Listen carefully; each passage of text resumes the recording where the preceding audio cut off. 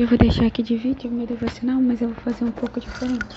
Uma amiga minha, no dia do meu batismo, eu fiquei muito feliz que ela me deu a Bíblia, que é a Bíblia de toda mulher. Aí, é a Bíblia normal, só que entre os livros, né, tem foram escolhidas algumas mulheres cristãs, e elas colocaram um devocional entre os capítulos. E aí, hoje eu vou ler, que eu achei muito legal. Eu vou ler só o devocional, né, que tá entre os capítulos. E aí eu só vou dar uma contextualizada na história. O que acontece? Deus, ele sempre foi muito misericordioso com o povo de Israel. E aí, o que acontece é que Deus sempre, levantava um rei, mandava um profeta, que não sei o que, pra falar e pra guiar o povo no caminho do Senhor. Só que o povo, mesmo levantando profeta, mesmo Deus dando os mandamentos e tal, levantando pessoas, o povo não o seguia. E aí depois, não foi uma, duas, três vezes, muitas vezes. E aí acaba que, já agora nesse contexto, o povo que tinha sido, né, liberto, saiu do Egito e tal, o rei da Síria já consegue fazer o povo como prisioneiro, já pega eles e leva pra cativeiro e tal. E aí isso aqui tá em 2 Israel 17. Então ele ainda fala assim: o Senhor advertiu Israel, voltem-se dos seus maus caminhos e guarde os meus mandamentos e os meus estatutos. Deus sempre deixava claro de não, volte pra mim. Só que eles levantavam outros deuses, adoravam outros deuses. E aí tudo isso aconteceu porque eles não seguiram a voz de Deus, né? Tá, ok. Aí nisso, basicamente um ou outro rei levantava, ainda seguia a voz de Deus e tal, mas ainda não derrubava os altares que tinham nos lugares altos. Aí os últimos reis, eles não estavam seguindo o coração, não estavam seguindo com o coração a Deus.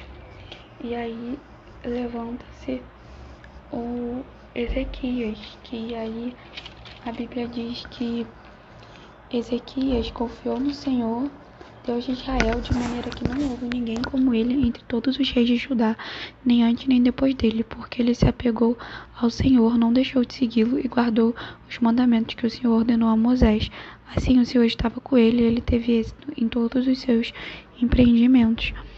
Aí, aqui fala, né, que tudo que tinha acontecido com o povo de Israel, isso aconteceu porque não obedeceram à voz do Senhor, seu Deus, mas quebraram a sua aliança, saber tudo o que Moisés, servo do Senhor, havia ordenado. Não o ouviram nem o fizeram. Então, tudo que aconteceu com eles, que, deu errado, estava escrito que ia acontecer, porque eles não obedeceram à voz do Senhor. E aí, levanta-se esse rei, que ele é o rei do Judá, e ele confia no Senhor, mesmo o pai dele, que era Acaz, ele fez, continuou no caminho que era ruim aos olhos do Senhor. E aí aqui fala, nessa página do devocional, escolhendo Deus. Acaz era o pai de Ezequias. Acaz assumiu o trono quando tinha 20 anos e seu reinado foi muito parecido com os dos piores reis de Judá. Ele praticou diversas abominações, chegando a queimar um de seus filhos em um ritual pagão, um verdadeiro horror. Nesse tempo, tanto Israel, reino do norte, quanto Judá, reino do sul, estavam muito distantes do Senhor e da sua lei. Por isso, enfrentaram um julgamento divino, e como resultado quase toda a nação foi dizimada. Nesse contexto surgiu outro rei, Ezequias, filho de Acaz. A respeito dele, a Bíblia diz que confiou no Senhor, de maneira que não houve ninguém como ele entre todos os reis de Judá, nem antes ou depois. Isso porque sua confiança estava em Deus e assim não deixou de segui-lo ou de guardar seus mandamentos. Esse exemplo nos mostra que todos nós podemos sempre escolher entre dar continuidade aos erros dos nossos antepassados ou mudar a história agindo de forma diferente. A verdade é que não é porque seu pai ou avô foram alcoólatras, por exemplo, que você terá esse destino, ou se sua família tem atitudes contrárias à fé em Cristo, você também se afastará de Deus. Todas nós temos de assumir a responsabilidade por nossas escolhas, ir ou ficar, fazer ou não fazer algo, sem que as influências à nossa volta sejam determinantes. Assim como Ezequias, necessitamos do Senhor e da sua palavra. Somente dessa forma o Espírito Santo poderá nos guiar por um caminho de retidão que agrada ao Pai.